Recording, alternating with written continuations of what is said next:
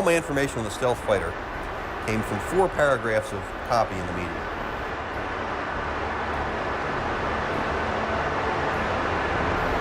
The two paragraphs in the Baltimore News American, paragraph one paragraph in 2 separate articles of Air Force Magazine.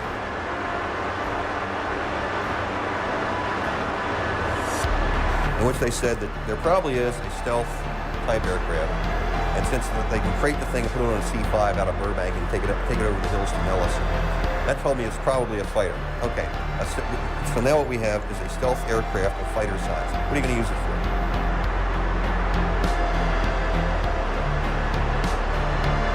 Obviously, you're going to use it for something that's too dangerous for other airplanes to do. Weasel. It's a fighter plane, therefore, it's going to have some air-to-ground capability and some air-to-air capability.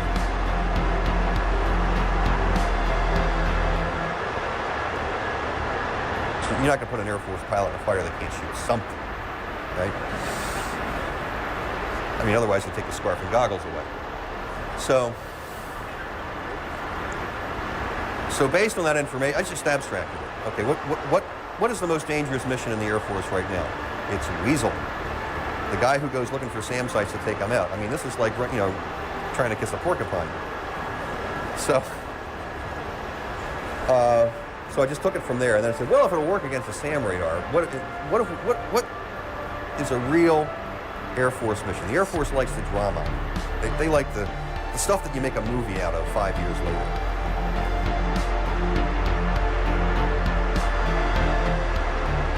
So let's try something that really stop the Russians hard at first and get the air superiority if they want. So I put Operation Dreamland together.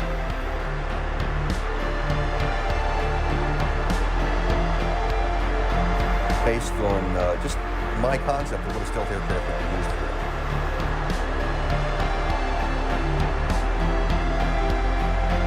Whether or not I'm right, I don't know. But I can tell you this. Somebody involved, somebody who consults to a certain aerospace company, which was going to tell me that it was Lockheed.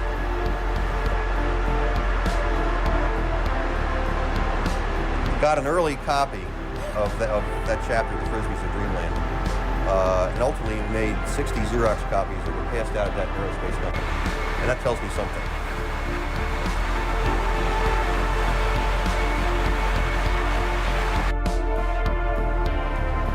If the project goes white, I just hope they call it the Frisbee. You know, that would be Tom Clancy's mark on history. We call that airplane, which probably isn't really the F-19, but whatever it is, call it the Frisbee.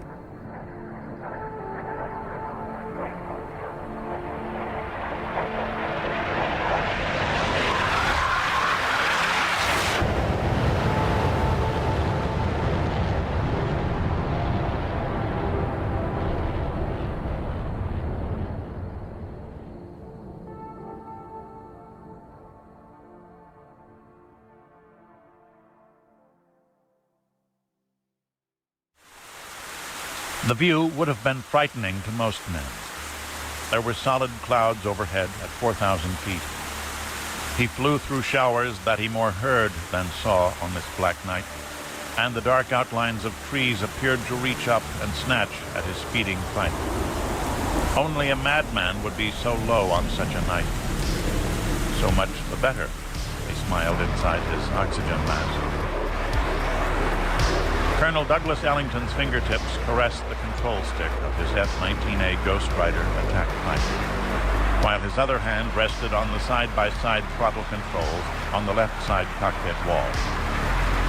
The head-up display projected on the windshield in front of him reported 625 knots indicated airspeed, 106 feet of altitude, a heading of 013, and around the numbers was a monocular holographic image of the terrain before him. The image came from a forward-looking infrared camera in the fighter's nose, augmented by an invisible laser that interrogated the ground 8 times per second. For peripheral vision, his oversized helmet was fitted with low-light goggles.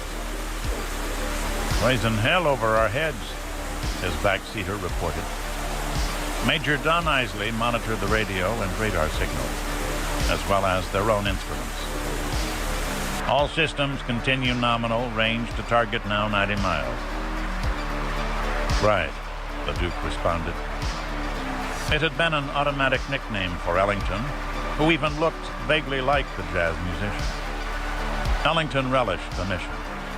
They were skimming north at perilously low level over the angular terrain of East Germany, and their Frisbee, never more than 200 feet off the ground, jerked up and down to the pilot's constant course adjustments. Lockheed called her the Ghost Rider. The pilots called her the Frisbee, the F-19A, the secretly developed stealth attack fighter. She had no corners, no box shapes to allow radar signals to bounce cleanly off them. Her high bypass turbofans were designed to emit a blurry infrared signature at most.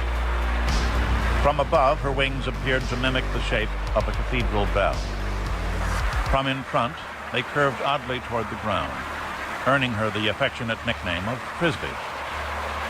Though she was a masterpiece of electronic technology inside, she usually didn't use her active systems. Radars and radios made electronic noise that an enemy might detect. And the whole idea of the Frisbee was that she didn't seem to exist at all.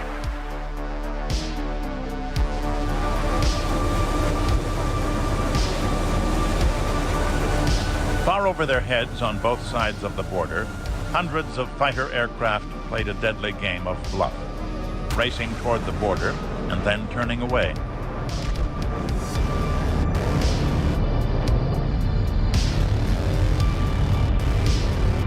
Both sides trying to goad the other into committing to battle.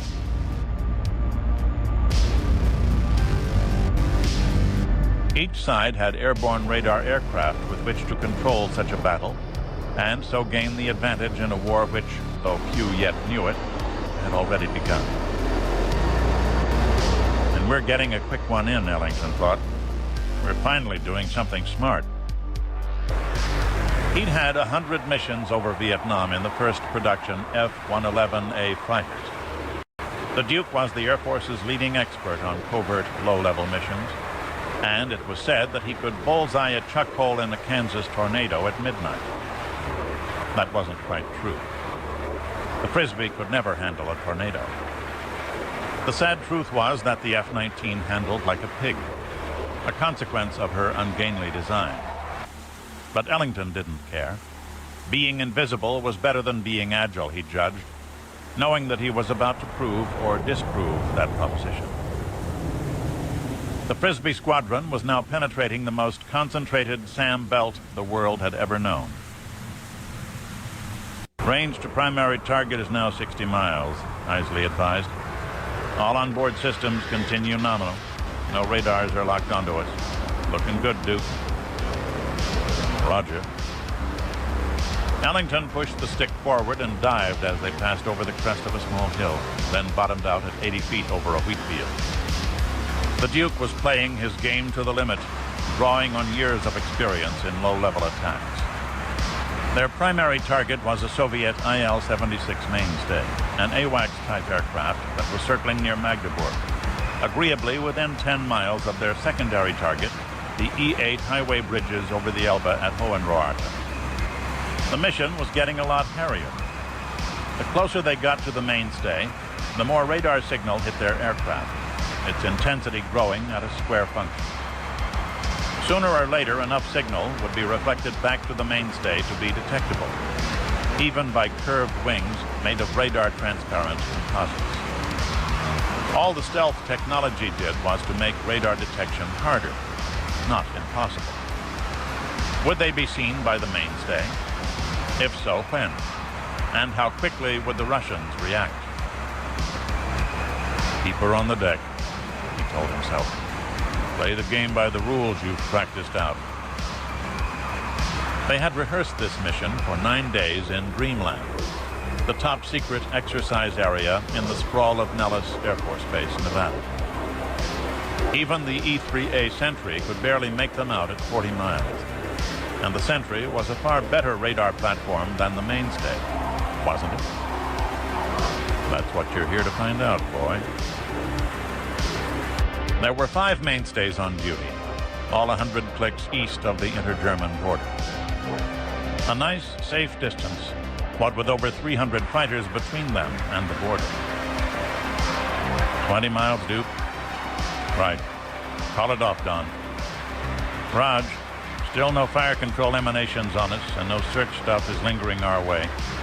Lots of radio chatter, but mostly west of us. Very little vox coming from the target. Ellington reached his left hand down to arm the AIM-9M Sidewinder missile. The weapon indicator light blinked a lethal, friendly green. 18 miles, target appears to be circling normally, not taking evasive action. 10 miles to the minute, Ellington computed in his mind. 1 minute, 40 seconds. 16 miles. Isley read the numbers off a computer readout keyed to the Navstar satellite navigation system. The mainstay would not have a chance. The Frisbee would not begin to climb until she was directly underneath the target. 14 miles. 12. 10. 8. 6 miles to the converted air transport. The mainstay just reversed her turn. Yeah, she's jinking. A foxfire just swept over us, Isley said evenly. A MiG-25 interceptor, presumably acting on instructions from the IL-76, was now searching for them. With its high power and small arc, the Foxfire stood a good chance of acquiring them, stealth technology or not. The mainstay might have us. Anything locked on us? Not yet. Isley's eyes were glued to the threat receiver instruments. No missile control radars had centered on the Frisbee yet. Coming under the target. Right. Climbing now. Ellington eased back on his stick and punched up full afterburners. The Frisbee's engines could only give him Mach 1.3, but this was the place to use all the power he had. According to the weather people, these clouds topped out at 20,000 feet, and the IL-76 would be about 5,000 above that. Now the Frisbee was vulnerable. No longer lost in the ground clutter, her engines radiating their maximum signature, the stealth aircraft was broadcasting her presence. I'm faster, baby. Tally-ho, Ellington said too loudly over the intercom as he burst through the clouds. And the night vision systems instantly showed him the mainstay, 5 miles away and diving for cover in front of him. Too late. The colonel centered his gun sight pipper on the target. A warbling tone came into his headset. The Sidewinder's seekers had locked onto the target. His right thumb toggled the launch enable switch, and his forefinger squeezed the trigger twice. The Sidewinders left the aircraft half a second apart. Their brilliant exhaust flames dazzled him, but he did not take his eyes off the missiles as they raced for the target. It took 8 seconds. He looked them all the way in. Both missiles angled for the mainstay's starboard wing. 30 feet away, laser proximity fuses detonated, filling the air with lethal fragments. It happened too fast. Both of the mainstay's right side engines exploded, the wing came off, and the Soviet aircraft began cartwheeling violently downward, lost seconds later in the clouds. Jesus, Ellington thought as he rolled and dived back to the ground and safety. Nothing like the movies. The target was hit and gone between blinks. Well, okay, that was easy enough. Primary target gone. Now for the hard part. Aboard an E-3A Sentry circling over Strasbourg, the radar technicians noted with satisfaction that all 5 Soviet radar craft had been killed within 2 minutes. It all worked. The F-19 really did surprise them. The Brigadier General in command of Operation Dreamland leaned forward in his command chair and toggled his microphone. "Trumpeter, trumpeter, trumpeter," he said, then switched off. "Okay, boys," he breathed, "make it count."